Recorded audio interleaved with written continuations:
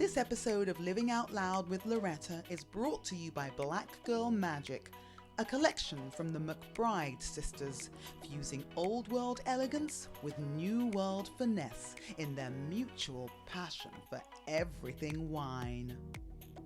Hello, darlings, and welcome to Living Out Loud with Loretta, episode 10. My guests tonight, I am totally so inspired and so in love with both of them. José and Joseph, I mean, first and foremost, their names already say that they're supposed to be together, right? Their story is fascinating. Their story is inspiring. To say that I cried quite a bit during our chat is anyway. They are amazing. They are wonderful dads to their children and just an inspiration about what family is, not just in America today but in the world today, you know. And really at the root of everything should be love. Love is love is love. But you know, my show is about balance, how they manage to kind of balance everything that they have to go through in life, and come through it to a point where they actually got engaged recently. Their engagement story is just, oh my goodness me. Listen, my husband and I, we literally decided, okay, let's get married. The next day we were on a plane to Vegas, stayed at the Bellagio. I got on the plane with my hair in curlers. We got married at the little church on the west or something. Just the two of us. I was in sandals. But it was beautiful. It was what was right for us. But seriously, José and Joseph's engagement story at a pumpkin patch with their friends, everyone who really loved this couple just threw their whole love and weight behind this proposal story, which is beautiful. I love these guys. We met, I think, about this time last year when I was doing a Facebook live show called Leave It to Loretta, and we have stayed in touch since then. But I was very keen to speak to fathers, you know, who were sort of dealing with being parents and balancing life. And Joseph actually reached out to me and said, hey, especially now with quarantine or whatever else and school looming, this is what I'm doing. So it's been fascinating to actually speak to both of them and get to know them better. And I hope that we are now fast friends for life. So please meet José and Joseph. See the REC on top? Official! Official. All right. Welcome to my guests this evening, José and Joseph. Is that correct? That's correct. Explain to me how you both managed to find each other and your names are so bloody similar. Do you want to get started? Okay. Well, we were both using, a dating app called Tinder. Yeah. And mind you, we thought that it was like all like cute and fun and like people were just trying to meet for love. And we found out like 3 months after we had been like together that people were like using it for hookups and things like that. We were like, oh, what? So I mean, we talked via messages for a couple of weeks, and then we met in person for our first date in the beginning of October 2 years ago. August 2 years ago, and we've been together ever since. Okay, I do have important things to do before we carry on with your story, but are you telling me that you met on Tinder and you did not meet up that night and hook up? Correct. We need scientists to study you and figure out how you to do that. Okay, so you now have an adult beverage, is that correct? Correct. So we have to cheers and we have to have eye contact, okay? So cheers. Cheers. Mm. Delicious. Thank you guys so much for joining me tonight. Listen, for anyone that might be watching or anyone that will be listening, it is a late night for us parents. It's like close to 8 o'clock at night, right? Yes. Okay. And Jose and Joseph, so you've just told us how you met, and I am astounded that you did not hook up the first night that you made contact. Now, explain to my audience rather, where we met. Oh, okay. So you and I. Yes. You have a fabulous show on, I forget the name of the network. But it's right before Rudy's Room. Strong Island Television, and it was a show called Leave It to Loretta. Yes. And so my friend and I, we had been asked to come and plug our community theater show, and we got to see you because we were told to be there a certain amount of time early. So we were like, okay, we'll be there early. And we got to watch your show live in the studio. We were like, oh my God, I love her. I can't talk to her. And then I was hoping, honestly, that you were going to be a guest on Rudy's, and then you weren't. And I was like, wait. But then you were the best audience member ever, though. Because she was cackling, she was screaming, she was like the best. Because she's insane, yeah. So, okay, and for those people that are able to see you on the YouTube channel, which one is Jose and which one is Joseph? I'm Jose. I'm Joseph. Aha, okay, this is like obviously a match made in gay heaven, right? So we were talking a little bit before about this whole new normal, and so your story. Tell people about your story, about what each of you do. I know a little bit about what you do professionally, but tell me about your life starting together, what it is that you do professionally together, and then you are now here. What you do? Well, I work in aviation, so I am a commercial manager at an airport here in New York.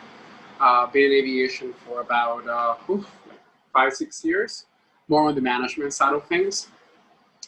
Before then, I was working in retail and doing more retail management. And before then, I was in college, and I initiated my life, I would say, in the Dominican Republic. I was born and raised in the Dominican Republic. Came to the U.S. at the age of 17. Didn't know a word in English. Had to learn everything from scratch. And came here because I wanted to study aviation management, actually. And that's how I ended up in the U.S. And I went to college, and here I am. Yeah. So can I ask, aviation management, so do you have to know, because when I hear aviation management, I think of like the Aviator, the movie. Like you have to know all of the intrinsic parts of an airplane or an aircraft and how it works and all that kind of stuff. You know all of that stuff? So when you get started doing, when you go to college and you choose that field, they give you a little bit of everything, so you decide to what's your inclination. With me, it was more piloting an aircraft. But then I realized that I'm very attached to my family, and I couldn't live the life of a pilot, traveling all over the world. It's amazing for some period of time, but when you want a family, and I always wanted to be a dad, it's hard. So I got exposed mostly to the airplane side of things and piloting side of things, which allowed me to learn how to fly a little bit. I had to fly small airplanes those single engines that you may see in those little airports out there. More to learn the technical aspect. And then it was more like theory, learning a lot of terms, more focused on the business science, financial stuff, and so forth. Internships and exposure to the world. It was a lot of hands-on training, and it was great. Actually, part of the exposure to the career that I had when I was in college was that I had the opportunity to study abroad. So if I encounter any student that is in college, I tell them, of course, pre-COVID, who knows what's going to happen now post-COVID, but pre-COVID, I used to tell anybody, if you can study or volunteer abroad at least once when you're in college, do it. Because it really opens your mind. I had the pleasure to study in France, in Paris actually, for almost 4 months. It was a whole summer experience and then a little bit more. And I did, I wouldn't say an internship, but it was an exposure to a major airline there. Plus I was taking classes as well. And over there, I met one of my best friends. She and I are like this, like, siblings per se now. And then I came back, and then afterwards I had the chance to study abroad in Argentina. And then I came back, and then I had the chance to go to a conference, but also be exposed career-wise to the aviation industry in Israel. And I had to make a decision when I was finishing my 4-year degree of whether I attended graduation or I went to Israel for a whole week to get exposed to this. And I said, you know what? Goodbye graduation, hello Israel. So it was crazy. So so exposure to the world and being able to open your mind was something that my mentors really pushed me to do, and I took advantage of that, and that has allowed me to get to where I am right now with my career. Oh my goodness. A lot, right? a lot. Like, this is full. You have lived thus far. You have lived your life really out loud. I love the fact that you chose to travel to another country and have an experience there for a week rather than do your graduation. I mean, graduation, I get it. Listen, I grew up in England. We didn't really do the whole graduation thing. I went to drama school. It's like, you finish your 3 years, bye, off you go, try and get some work. So I love that you decided, let me go and get some life experience rather than just put a cap and a gown on, which is important, but life experience, it's priceless. It really is. No, it really is, because like some of the things that I learned in college, and I'm sorry that I'm taking so much time away from speaking. No, it's fine. We have time. This is fabulous. More interesting than so me, when you're more. in college, and this applies to like almost every single person that I've met, friends, family members, and so forth, is that regardless of what your field is, either if you're doing medicine or business and so forth, there are certain skills, life skills that you apply in your career that unfortunately many institutions don't teach you. For example, how to network, how to exchange a business card, how to connect with somebody and look for that career that you really want. And what I mean career is, although you're doing your studies in a school, but your first, second, and third job are the ones that are going to take you to the next level where you're going to go in your life. And if you don't know how to prepare yourself for that and how to build that bridge, it's just very difficult, and it may take you longer to get to where you want to be. So I think those are things that I was fortunate enough to encounter people that were able to mentor me into that aspect of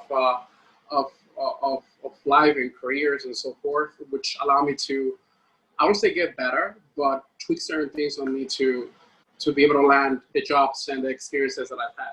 Because you grew. The fact is, there's the term, you learn on the job. There's that type of thing. And then there's just life experience. So the idea of just even traveling is in itself, and just having an experience in another country. And then if you're doing it with the intent of actually somehow fulfilling part of your career drive, that's phenomenal. I love that that's your path.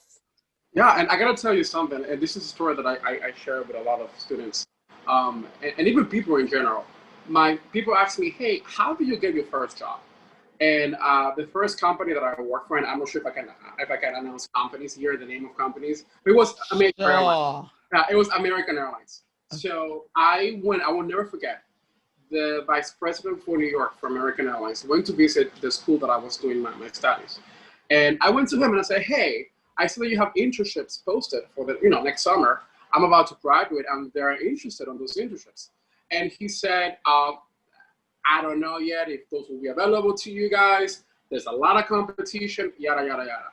Those particular internships, they got the position got recruited right away. I couldn't get to them. However, every time I saw him and I said to him, "What can I do for you? What can I do for you?" Then I realized, I was like, let me do something. I went to JFK Airport and I went to the terminal, pre-security, and I saw that they were doing a lot of events and people were not taking enough photos. Next time I saw him and I said, "Hey, I went to the terminal and I want to work for you and I haven't had a chance to do that. How about this? Can I volunteer, take photos of events that you have in the terminal and send it to you? And just, if you could just write a letter, that way I can get some college credit or something, that would be amazing, like an internship or something." And he said, "Okay." And I got exposed to that. And next thing you know, an internship position opened up working directly for him. And he called me and said, "Hey, you want it?" And it was free. He opened it for me and for two other students. So it was fantastic, So at times, you gotta be the architect of your own destiny. Darling, you created your own luck. You literally created your own luck there. So that's why it's, at times, you may hear no in life, and I have encountered a lot of no's. But for me, a no is kind of more of an experiment. That's actually a good thing. I know that I don't have to do that, and I have to do something else to get to my destination. So enough of me. Okay. I mean, this is a partnership that is, the two of you meeting and coming together and your name or whatever else. Okay. So your story is fascinating. Talk to me, Mr. Beard. For those of you listening, if you're not watching, I mean, seriously, these two are just so gorgeous. So, okay, go on. Go ahead. I feel like I've had a million careers, but I went to school studying classical music and opera. I had taken acting classes since I was young, so going to school for theater was not really something that my voice teachers would let me do. To be honest, they were like, "What? You're gonna screll? It's everything." No, and I said, "But please let me," and they said no, and I said, "Okay," but now I can. So I'm happy about it. I moved home because my mom needed help around the house. She had suffered from depression, and so she really needed me to come home after I graduated. So I was like, okay. She was suffering, so I was like, I'm here. I can get work from New York. New York is great. Yeah. I'm from the town that we live in right now. And I never thought in a million years that I would live here as an adult, but I mean, here we are. In a beautiful home. Sorry, I saw it on Facebook months ago. Yeah. It's their first home. Sorry to interject. No, okay, go on. So I started doing some free theater work, some paid theater work. I fell into musical theater because people always need men, and I was like, oh, I can sing high for you if you want. What style? Well, I'll do whatever you want. I'll sing high. I'll act. I'll do things. So I was doing that for a while. I ended up hooking up with a group called the National Chorale, and they are a professional choral ensemble, one of the oldest in New York City. And so I've been singing with them since 2014. I teach private lessons now, private voice and piano lessons. I was working through the National Chorale as an artist in residence, teaching kids basically chorus class in a school where their music curriculum was cut because of budgets, and because they just couldn't afford to keep a full-time music teacher. So I would go one day a week. I was working at a place called the Little Gym for a period before COVID, and now I'm kind of just up in the air. I don't even know if I can go back. kind of a lot of jobs around here and there. So I mean, but I guess like the main thing that I do is I teach music and I perform when I can. And right now, I mean, with COVID, obviously we can't do much of that, but these live video recordings of performances have been a lifesaver. So I've done a few of those, and those have been really fun. But I don't know. I mean, I guess the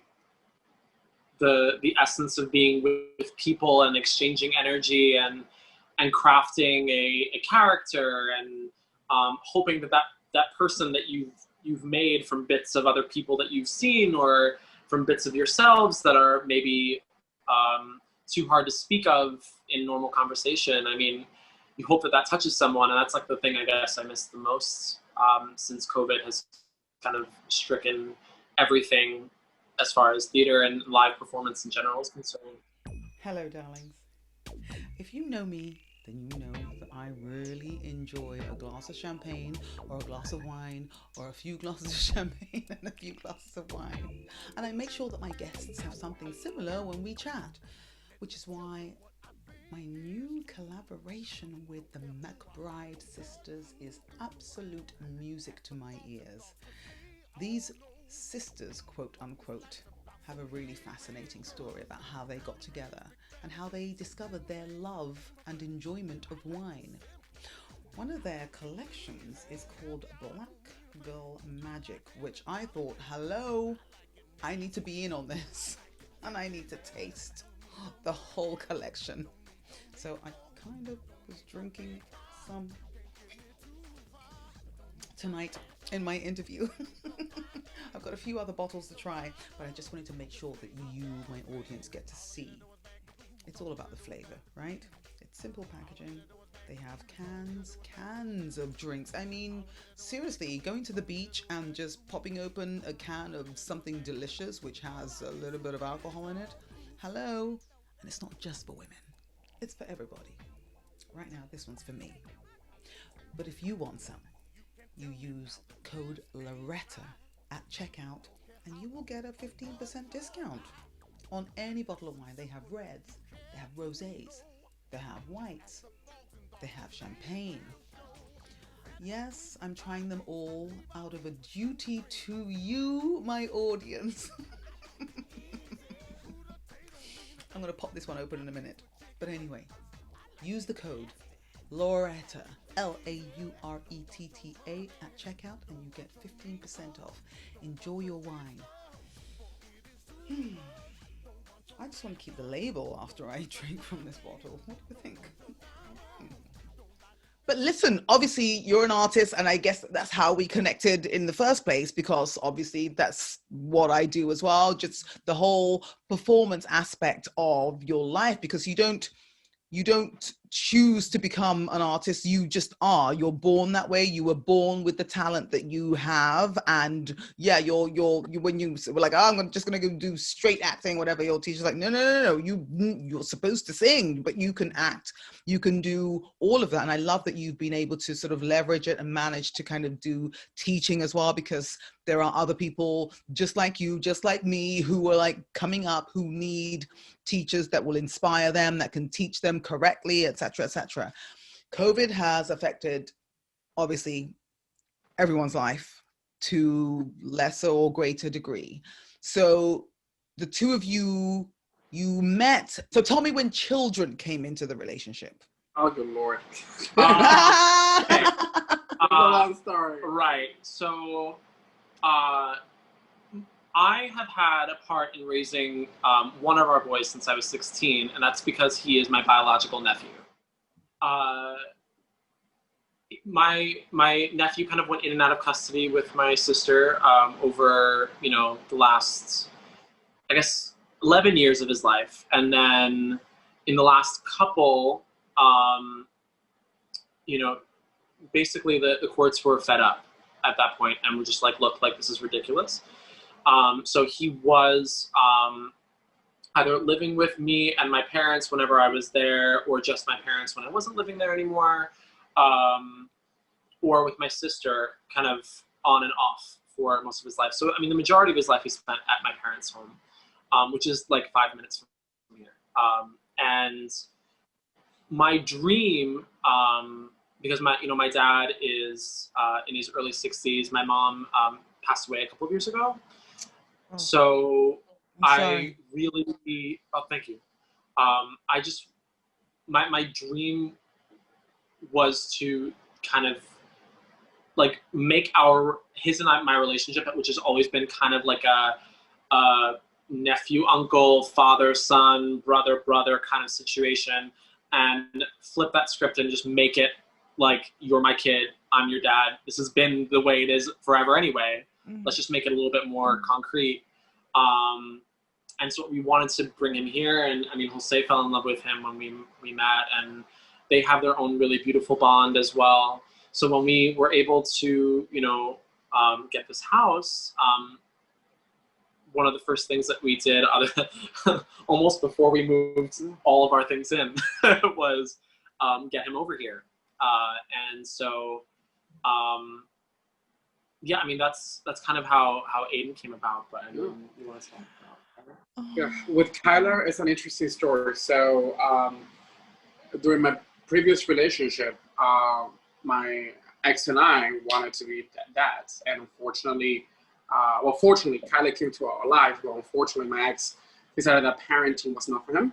So and long story short, I ended up becoming a single dad, and it was not an easy journey, because having to get to know a child that you are about to adopt in a very expedited fashion, I would say, address all the needs that a kid has, and also deal with your life in general, and an adjustment and a transformation in your life. Because when you become a dad, whether through biological ways or through adoption, it's a transformation. Things change. It was not easy, but hey, I have an amazing mother that was there for me, and family and friends, and God sent Joseph my way, and we got to know each other. And then the moment that actually Kyler met Joseph, even kind of said to me, he was like, wow, like I like him a lot. I want to get to know him more. He could be my second dad, and it was just lovely. So at that moment, it's like when you're a single parent and you happen to meet somebody else, and one of the key items for you is, how is my child going to get along with that person? And the moment I saw that happened, it was just amazing. Yeah, here we are. It hasn't been an easy transition. It's been tough, because Kyler and Aiden are technically siblings, the way the relationship is, but it has been expedited, because Kyler came to live with me when he was 8 years old, and right now he's 11. The Kyler, Aiden, Joseph, and myself, we all moved in together here back in February. And we had to expedite everything. I mean, expediting wasn't just the move, but getting to know each other. So, and even with the kids and ourselves, it was also the disagreements. So imagine you having disagreement with somebody for 8-10 years. Imagine putting all of that in a 2, 3, 4, 5 months period. Mm-hmm. It was intense. The love and the caring aspect was amazing and intense, and the same thing with the disagreements and the issues, I would say. But so far, we have been able to overcome anything that it's negative, I would say, and turn it into positive moments. So how? Okay, because this is like the blended families. It's the two different partners with their children, however the children came to be your children, putting them together. You're moving in together, and it's already, it's a relationship dynamic that people go, oh, already, still, which should not be the case. That's, you are making it work. So how the bloody hell are you managing to balance all of this? How are you managing to make it work? Wow.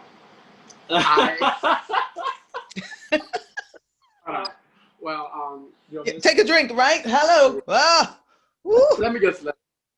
I think it's a lot of patience that you gotta have. I think there's a lot of like I mentioned God a lot, and I was raised Catholic, although I don't practice any religion. But I think God doesn't want to hear my name anymore because it's every day that I'm like, God, patience, please. Um, and I think what's important is at times, life is gonna throw things at you, especially with this situation where we have to expedite everything, and life will throw us things our way that will make us things, whoa, like this is too much or this is too intense. Why are we doing this? But being able to think what's long term and who we are as a family, it's just beautiful. At times, we have had there has been days where we have had intense days where the kids are doing whatever they want to do, and we have to keep on correcting them, and they're acting like real pre-teenagers, I would say. And then at the end of the night, when they come to us and say, "Hey, Daddy, we love you," it's just beautiful, and those little moments and thinking, I guess, long term on who we are as a family is, I think, what help us, overcome issues, I guess. Yeah. What do you think? I think it's also just a lot of feeling each other out. Because we were, let me take a step back. So we were initially intending on making this such a very cute, like smooth transition of like, okay, like we'll move some boxes. Like we started moving the second that we closed in late January, but we weren't planning to move in until the end of February. So we were like, okay, like we'll just casually get it ready. We're not even in there yet. So, okay, awesome. COVID happened and said, and so we ended up like having to, okay, we need to get to know each other. Like, what are we like living together? Okay, what are these kids like living together? That was speed dating. It was crazy. It was speed dating. That is perfect. Speed dating in the romantic, in the familial, and all of it. It was insane. I think that, especially I think once we really got our rhythm of like, okay, he's like gonna crash and like murder someone. Let me like give him a drink and send him away, or vice versa, because I certainly have plenty of my moments, and he saves me left and right. And I think it's just like a balance of going, okay, like let's either we can do this together, or you know what, I've been doing this all day. Can you take care of it? Or you know what, like I had a crazy day at work. Can you take care of it? And just like using our strengths and seeing each other's weaknesses and kind of inadvertently and really directly addressing them and just trying to grow as individuals and as a family, I guess. I love that. Hold on. So using our strengths, seeing each other's weaknesses, and basically directly kind of just seeing them and stepping in where you can, really, right? Making sure that you're holding each other up when each other needs holding up, right? Right. Which is basically what the relationship or any relationship should be about, whether the children are biologically yours or not, whether they are preteens or babies or whatever. That is really the key. It's about just kind of being aware, being present, seeing each other, understanding that, yeah, this is an unusual situation because we had to expedite everything. But even if that wasn't even the case, even if you did have the whole wonderful languishing, like, oh, we're moving in 6 weeks, we're doing it slowly, it still would have been an interesting transition. And because they're preteens or teens, you would still have the moments when you want to strangle them. Yes. And those days are not over. You know what's very important, I think, and you hear this with folks that are, they're old school when it comes to their jobs. Oh, you need to have pride for your work, right? I think with us, we try our best to have pride for our love. And what do I mean by that? At times I come home and I'm just exhausted, but if I see that he needs, a cup, with water, at times, like, I'm like, oh my God, let me give him the water. But just making sure that even if it's just water, that it's a nice cup, that is nicely served, like things like that, goes so far away, you know. It could be a simple, "Hey, I love you," or "Hey, you know what? It's a crazy day, but I love you." And this is something like even when we are fighting with our kids, that there's an issue, something is happening. We always remind them, "Hey, we're having a crazy moment right now, but we love you." You know? Yeah. It's always that's always even in the arguments, it's always like sewn in there. Like, hey, like you're really upset about this right now. I'm really upset about this right now. The love doesn't change, and I think it's especially for kids who are coming from, who are older and have experienced a certain amount of life, a certain amount of disappointment, trauma. It's important to remind them that like even though like you love them and you're not going anywhere. Right. Because there have been plenty of people who've told them along the road, like, I love you, and then completely betrayed that trust and love. So, we just really try. I mean, we're not trying to portray that we're perfect, because we're not. But, but we really, we place the value of reminding them and showing them. I mean, he's much better at showing them than I am. I think I'm a proper one, but I mean, we really try to make sure that that's happening for them, but for us as well. The most poignant thing I just heard there, which has now made me start weeping, is that thing of like saying to your child that not only do we love you, but we're not going anywhere. Because for a child that has come from any sort of trauma in their background, to hear that, you are reassuring, because you've said already, like they could have heard I love you, I love you, I love you, I love you, and then the people they up and they go for whatever reasons. So to hear that reassurance, of we love you, this is a tough moment right now, but we love you and we're not going anywhere. At some point, whether they're hard-headed or not, but at some point they will hear it, because they're also going to see it. Why? Because it's not like you've had an easy time of just being together. You have fought in your own lives to kind of have this relationship in the first place, and then to put them in your lives legally, and to even take them on, because you didn't have to, So to hear those words, and I am not that child, but to hear you say that, I'm like, I'm crying into my whatever this is now. Like that to me, that to me is the most poignant thing. Like, we love you and we're not going anywhere. And it's the reality of like, things are hard right now. Let's not pretend that it's all a bed of roses, because it's not. This is the reality of it. But the most core important thing you need to always remember, even when things are shitty, we love you and we're not going anywhere. And that's so important. Especially with kids that are like a sponge. I actually have a story. A year and a half ago, I would say. I woke up one day and I was so sick. Fever, I couldn't move, forget it. So I stayed in bed. It was a Saturday, I believe. It was a weekend. I think it was a Saturday. And I was at home with a fever, couldn't move. It was crazy. I was so close to call my mother and be like, "Hey, I think I need to go to the hospital." But before even saying that, I was laying on my bed, and all of a sudden, I heard the washing machine, and I was like, "What is going on?" I know my mom went out to my aunt's house. Kyler's here. He does her do laundry. I mean, his room is the room of like a 9-year-old, crazy intense. He's all over the place. I was like, "What is going on?" Then all of a sudden, he opens the door, and I hear by him opening the door, I heard the sound of the machine way more, and he was coming with a cup of tea, and I was like, "What is all of this?"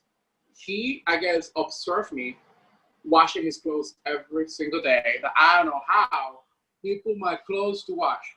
Was it a good mix? No, there was bleach everywhere. Things were messed up.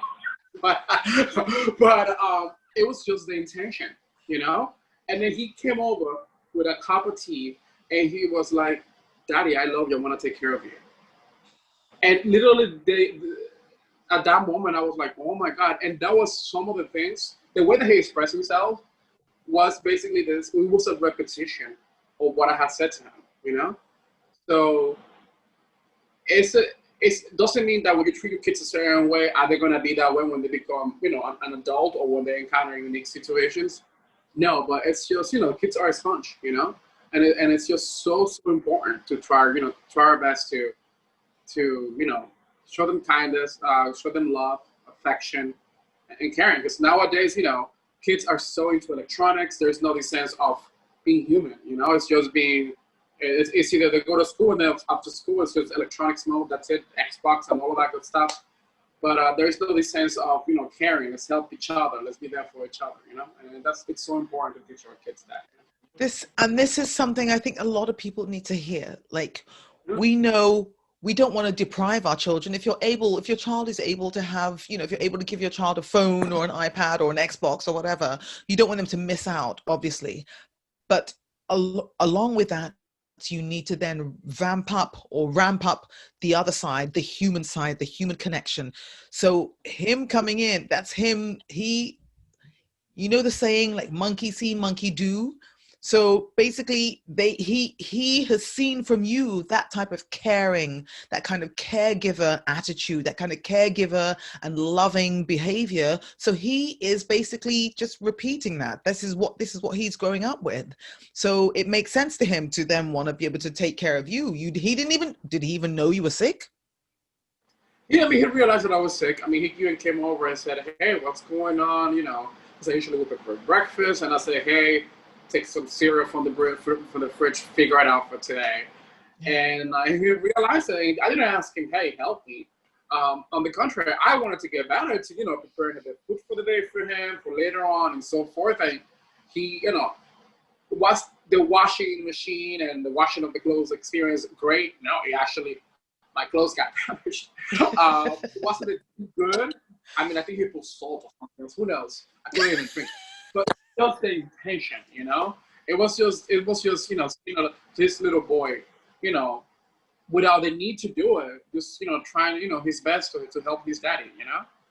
So it's just amazing. And when I tell people this story, they're like, "Oh my God, that's amazing. That's this, that's that." And I'm like, yeah, because many people are very hesitant about the adoption and the foster care system and embracing all the kids. And for us as a gay couple, a young gay couple, like, I'm 31 and Joseph is 29. And we should be right now partying, drinking, living the life, right? And we made a life choice to be parents. I mean, do we have fun? Absolutely. We have friends. We're trying to go, you know, to, you know, some parties here and there. Of course, we think differently now. We're parents, you know. But before being parents, we were just, okay, let's enjoy life. Now it's a whole different lifestyle.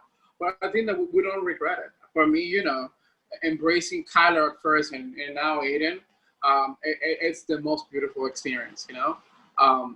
Especially, you know, with these kids that they need the love, they need the affection. There is something that folks ask me, you know, "Hey, what was the most impactful moment with the adoption?" And I said to people, it was when it first started. And folks are like, "What do you mean by that?" And I'm like, well, I will never forget the first time I got Tyler. I got him from technically a shelter for kids, literally, in upstate New York. We worked with an adoption agency, and I was able to, you know, meet him and get to know him. And the day that I picked him up, the day that he was going to move in with me, he was so excited, very happy. The other kids were not. Because they were, one, sad to see him go, and two, sad that they didn't get a family to adopt them. And leaving that place and turning my back and highly excited with his, technically, I mean, he had some pieces of luggage and some bags with toys and stuff. And I was helping him, and I looked back and I saw all of those kids looking at me, not saying one word. It was just like, whoa, like, it really got to me. And yeah, at that moment I said, you know what, this is for me, you know? And I even said to Joseph, you know, right now our lives are a little bit, you know, chaotic because of COVID, but it is our desire to you know, welcome more children, you know? we kind of put a count to it. If we're gonna be a parents of 3, 4, 5, 6, who knows, you know?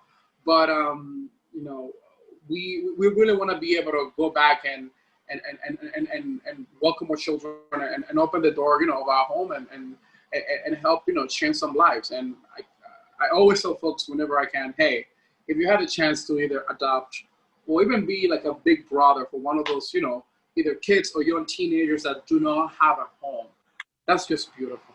I mean, even if you look at the statistics out there, at any given moment, there's over almost 500,000 children in the U.S. that are in foster care, and a chunk of them are free for adoption. They don't have a family, and if we don't do something now, you know, time goes by, they become teenagers, and the older they get, the harder it is for them to get adopted. And next thing you know, they become an adult without a family, and it's so sad. You know, it is just so sad. So, but anyway, enough. It's time for you to talk. I've talked too much. I am in awe of both of you. I am in awe, and I'm a little bit jealous, to be honest with you, because it's the most that is the most incredible thing you can do in your lifetime, to give a loving home to a child that came from somewhere where the people that birthed them could not give them a loving home. That is probably the best thing you can do for humanity. I'm in awe of both of you. I wasn't expecting the conversation to go this way. I'm like, I want to just turn the camera off and bawl my eyes out right now.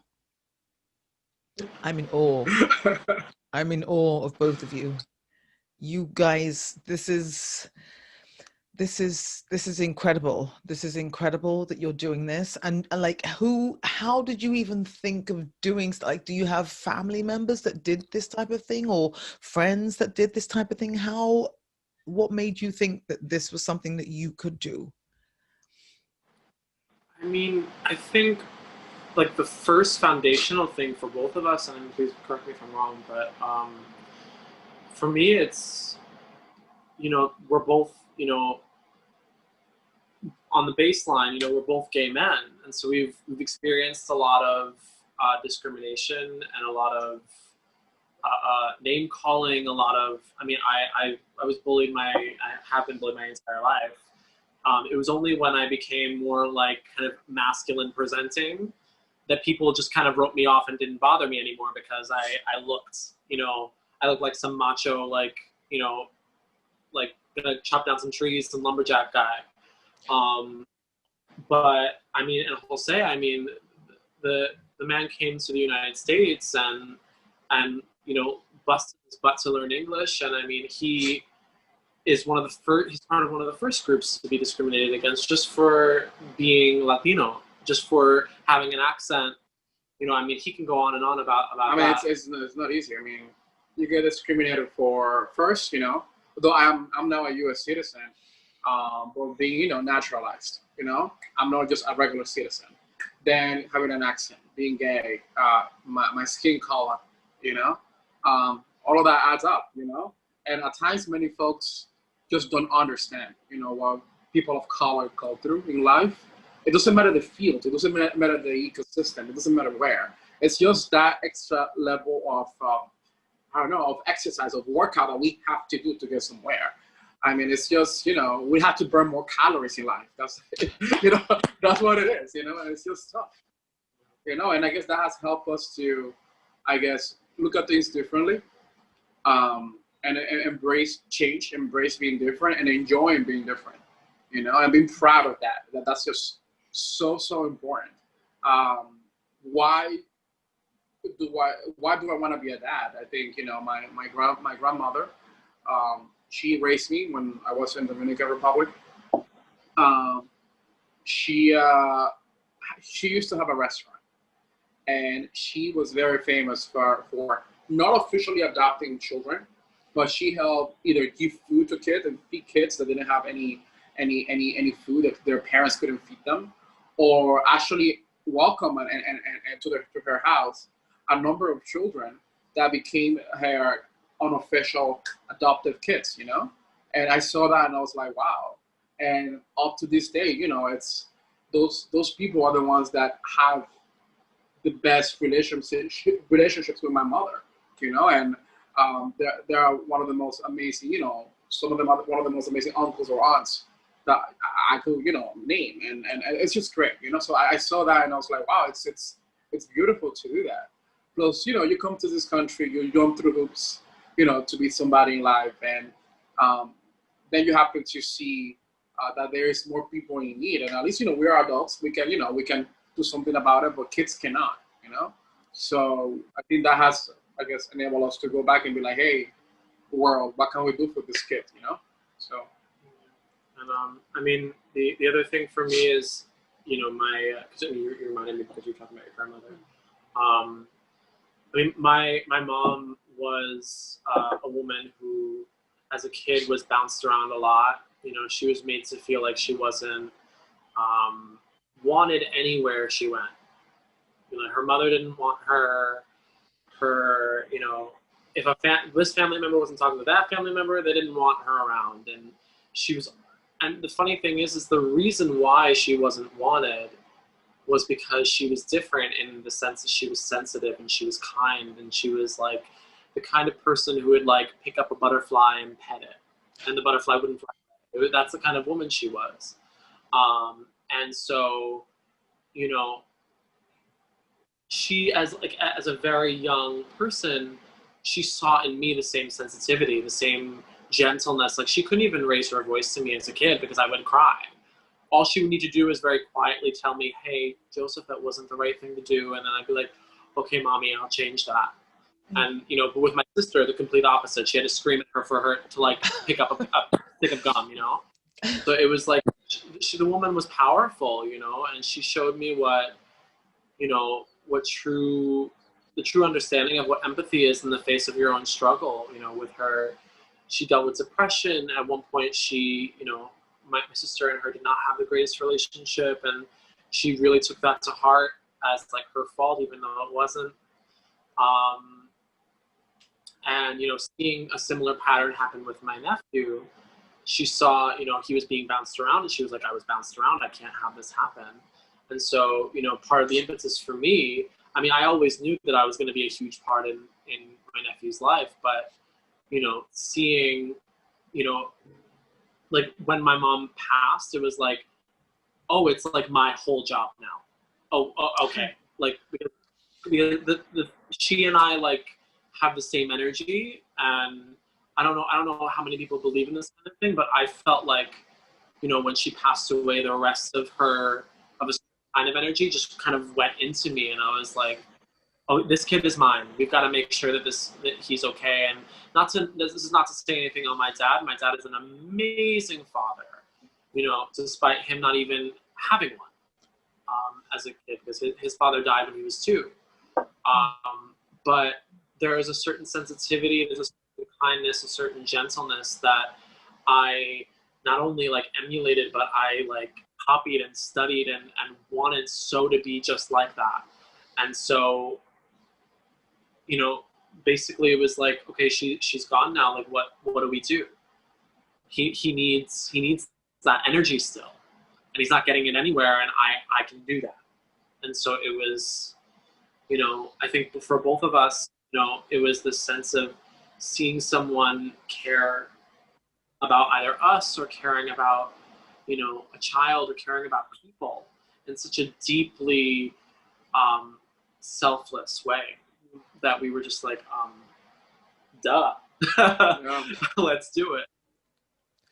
So does your need to parent and your need to, and your desire, and the most incredible selfless desire to parent these children, does it override any desire to go off and be in the clubs or any of that? Are you just not like that?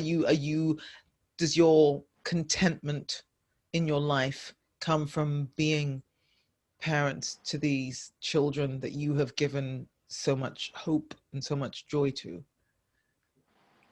I think it has become the priority. I mean, even tonight after this call, one of my best friends is coming over, and we're gonna have, a glass of wine and catch up. the relationships with the world, meaning our friends, family members, are still there. Do we go clubbing, go crazy? We'll go out whenever we can. I mean, pre-COVID, post-COVID. I mean, I don't know about that, but when we had the chance to go out, I mean, we went out, and we will, do respectfully as parents our thing out there, in the sense of, okay, if we go out, let's have one drink, if somebody's driving, one person is drinking, the other person is driving, so I think it's just being mindful. I think it makes you think more. It makes you think about, okay, if something goes wrong, it's not just what consequences is that I have to face, but what consequences is that my child needs to face, So that was kind of the hardest part. Now, that isn't, I won't say the hardest part, but the part that we think the most, and that it makes us, it just makes the parenting part a priority above all.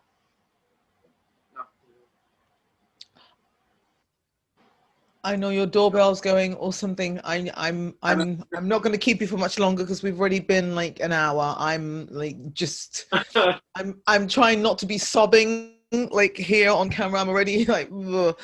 You guys are phenomenal role models, phenomenal inspirations. Just I take everything off to you. I know you don't care. I mean, you're like, what? Tits? What are they? No, but seriously. I for us, I think that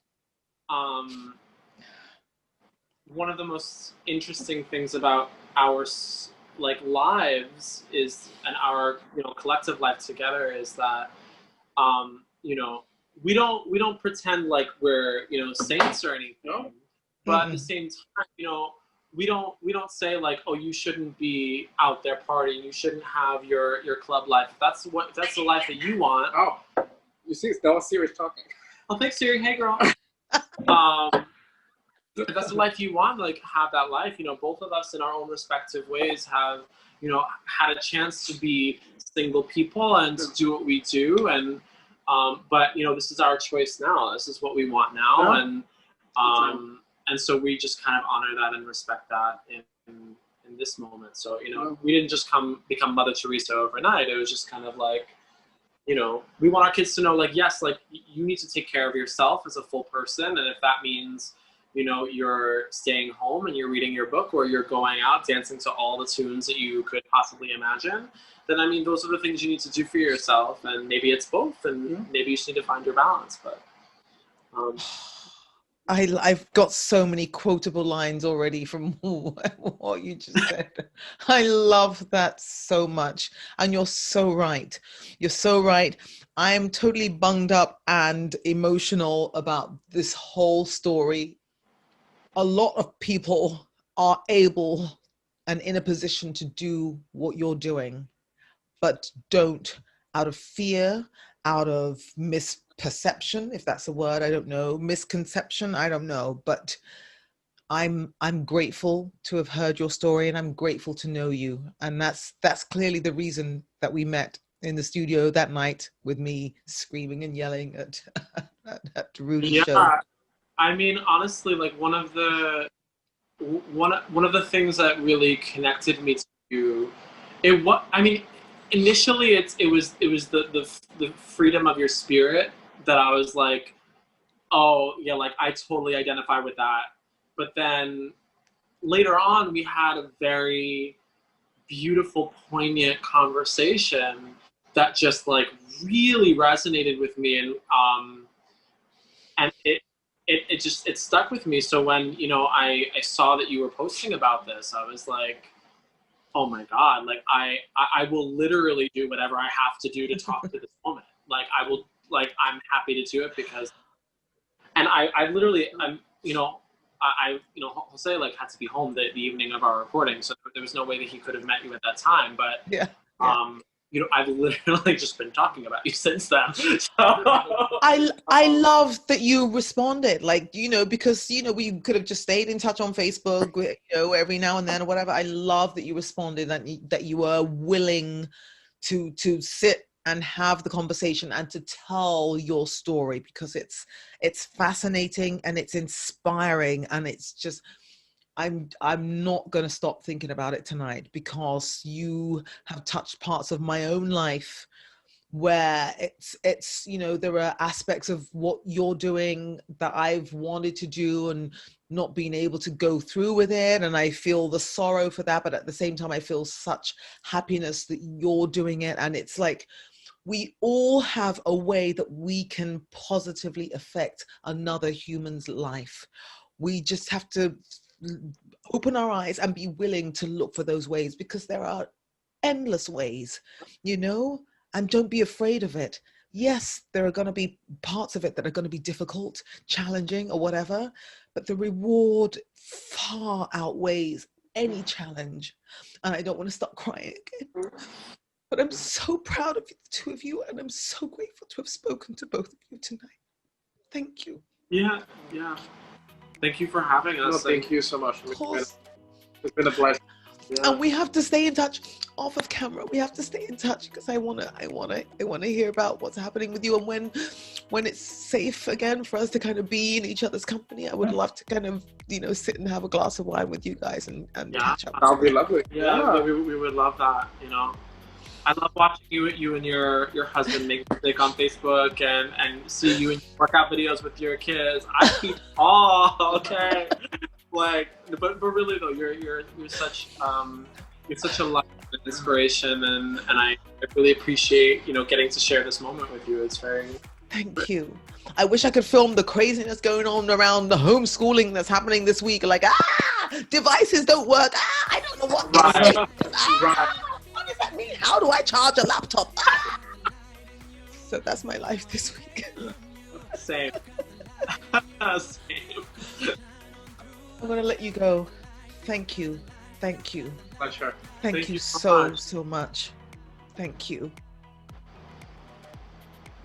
Thank you. I actually love you. I'm just like, I'm not gonna stop thinking about this all night. I know I'm not, but thank you for sharing, and definitely we need to stay in touch. Okay? Absolutely. Yeah. Thank you to both of you, and please keep doing what you're doing, because this is inspirational. Thank you. Thank you.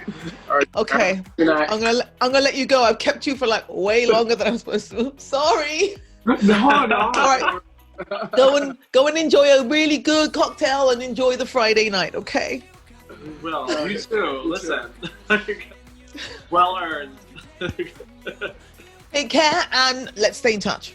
Yes. Okay. Learn a lesson from the start, my sister and me. There's my sister, the only one we can depend on is our family. Life's gonna drop you down like the limbs of a tree. It sways and it doesn't kill, it makes you see. Yeah. Are you ready to jump? Get ready to jump. Don't ever look back, oh baby. Yes, I'm ready to jump. Just take my hand. Get ready to, are we ready? Woo!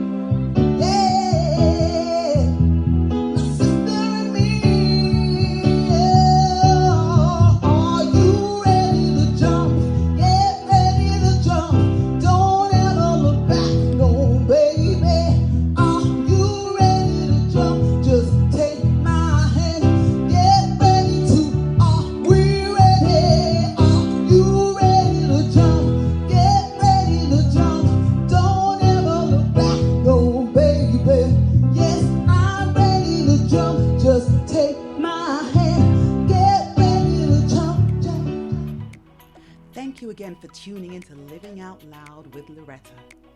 If you enjoyed this podcast, please share it with a friend or several friends. Post a screenshot of this episode on your Instagram stories and tag me at Loretta Nakwacha. You can also watch this episode with a cold beverage on my YouTube channel. The link is posted below.